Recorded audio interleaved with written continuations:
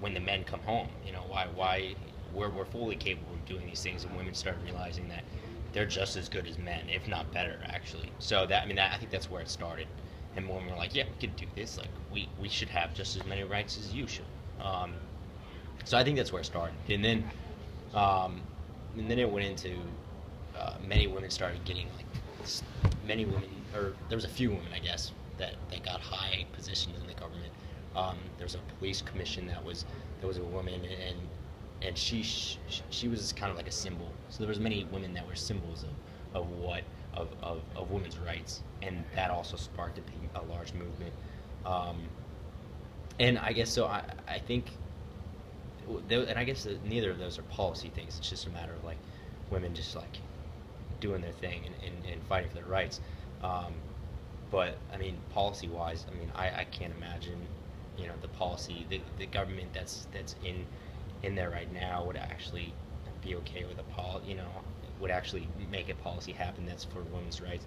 And again, like maybe I don't know enough about the politics right now in Nicaragua to make that statement, um, but oh gosh, I mean, grassroots problems is what we're focused on, making, building domestic violence shelters and increase, another. Well, I guess it's a policy reducing corruption within the police department. That was a big thing that we realized in Siuna, that a lot of people, or the police, will either change records because it's there's an important person that's being prosecuted, and they'll change the record saying that he wasn't. It really didn't happen that way, or they'll hide evidence, or So I mean, there's all this corruption, or they'll let the man out, a year earlier than he should have been in, things like that. And I mean, there was a big debate. Reina, she's in charge of the Women's Commission, and there's another Reina that's part of the Police Commission. There's two Reinas. Okay. And Women's Commission and Police Commission. And the police Reina from the Women's Commission was calling out the Reina from the Police Commission, and she was saying that they were being terribly corrupt, and she went through all these things, bullet points of what the police was doing wrong, and how Reina from the police department was being, just she was like a symbol of what they were doing wrong, and just like Reina of the Women's Commission was just very, very upset. And it was on the news, and we just kind of was just like, whoa, there's a lot of drama going on in Siena. So while you were there? Yeah, it was while we were there. So and that's, again, I mean, more or less it's at a grassroots level because Siena is so small. I mean, it's not like if they solve this there, it's gonna. I mean, I guess it could spread to other cities, but like at a larger scale, I mean, in comparison, it's still more or less a grassroots change. But yeah, I think I've exhausted that. Yeah. Okay, so I guess like the last thing, what would you have done differently? I mean, you've kind of already touched on it by not going to the government, but like, Yeah. is there anything else you have done differently, or like what have you learned? What have I learned personally? I mean, like, what would I do personally different? I mean, like,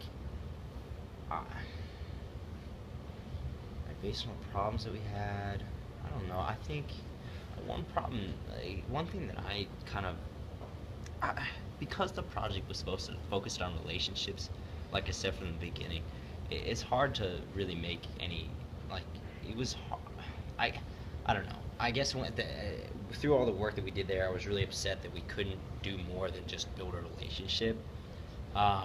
Because once we had we were building the relationship, I was like, okay, like, what can we do beyond that? Like, what can we really do? And we were like helping build a fence. It was like, we don't need to be here to help like set up this fence. Like, there's plenty of other people in the community that they probably could have hired, and we just took some jobs. I mean, I don't really know if that maybe we did speed up the process when we worked for free, but like, I feel like we definitely could have used ourselves in a better way for Salutes and Limited. However, going in without a relationship, without a baseline of what Salutes and Limited is really about, what structure they have, where we were going to be living, just like so many things that we just didn't know. Yeah. And I think, I mean, it would have been impossible for us to come up with like a real concrete way to do something that really uses our knowledge and everything, because we didn't have those baseline things. So I think that's why this year we're putting a lot of effort into going beyond just building relationships, because Okay. now we have that baseline, and we're doing now we can Now we're doing now that we HPV research. yeah, now we can do research. Now we can develop a curriculum for radio station. Now we, because now we have the relationship with our partner, and we understand one another, and our projects can actually be born before we get there. Right. Okay. Is that it? Yeah. All right. Thanks. Yep.